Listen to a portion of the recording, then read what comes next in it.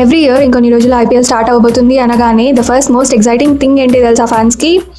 వాళ్ళ favourite player entries.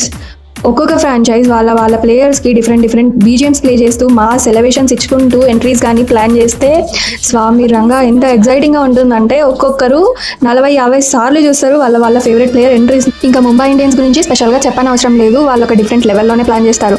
Yesterday ఈ elevation start అయింది రోహిత్ శర్మ ఎంట్రీతో. As a Rohit Sharma fan girl, my God ఆయన ఎంట్రీ ఉంది, వాట్ అండ్ ఐ క్యాచింగ్. అసలు లిటరల్లీ ఆ సెంటెన్సెస్తో ఆయన ఒక రాజుగానే ఫీల్ చేయించారు.